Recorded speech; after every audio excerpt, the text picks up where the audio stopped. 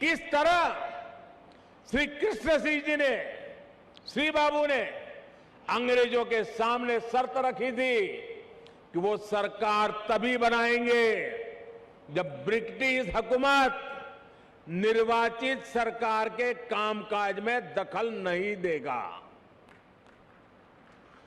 कैसे द्वितीय विश्व युद्ध में भारत की सहमति के बिना देश को झोंकने के खिलाफ श्री बाबू जी ने, सरकार ने इस्तीफा दे दिया था। और बिहार का हर व्यक्ति इस बात के लिए गर्व कर सकता है। इस घटनाक्रम ने सदैव इस संदेश का संचार किया कि बिहार लोकतंत्र के खिलाफ कभी कुछ स्वीकार नहीं कर सकता। और भाई और बहनों, हम सभी ने देखा है कि कैसे आजादी के बाद भी बिहार अपनी लोकतांत्रिक निष्ठा को लेकर उतना ही अडिग, उतना ही प्रतिबद्ध रहा। बिहार ने आजाद भारत को डॉक्टर राजेंद्र प्रसाद के रूप में पहला राष्ट्रपति दिया। लोकनायक जयप्रकाश, कर्पूरी ठाकुर, बाबू जगजीवन राम, अनेक भी जैसे नेतृत्व इस धरती पर हुए। जब देश में संविधान को कुचलने का प्रयास हुआ तो भी उसके खिलाफ बिहार ने सबसे आगे आकर विरोध का बिगुल फूंका।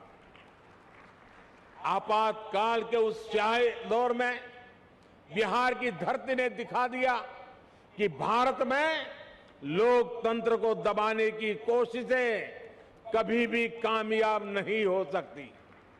और इसलिए मैं मानता हूं कि बिहार जितना समृद्ध होगा, भारत की लोकतांत्रिक शक्ति भी उतनी ही मजबूत होगी।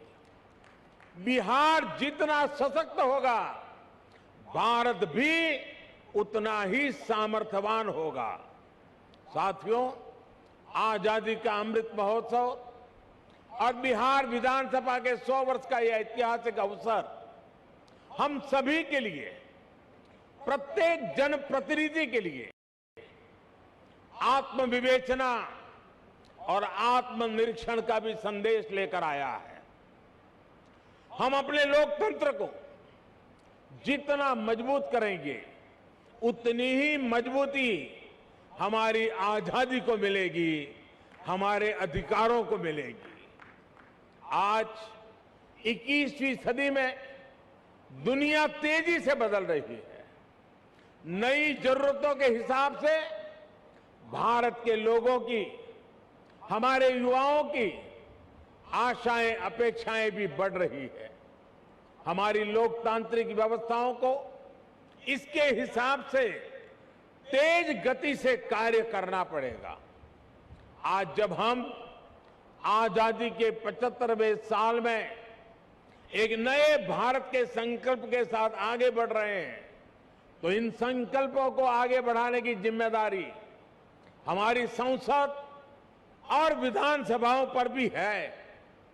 इसके लिए हमें ईमानदारी और निष्ठा से दिन रात मेहनत करने की जरूरत है।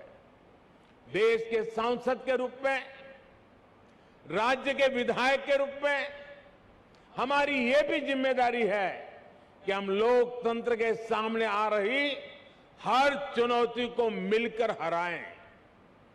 पक्ष विपक्ष के भेद से ऊपर उठकर देश के लिए, देश हित के लिए हमारी आवाज एकजुट होनी चाहिए। जनता से जुड़े विषयों पर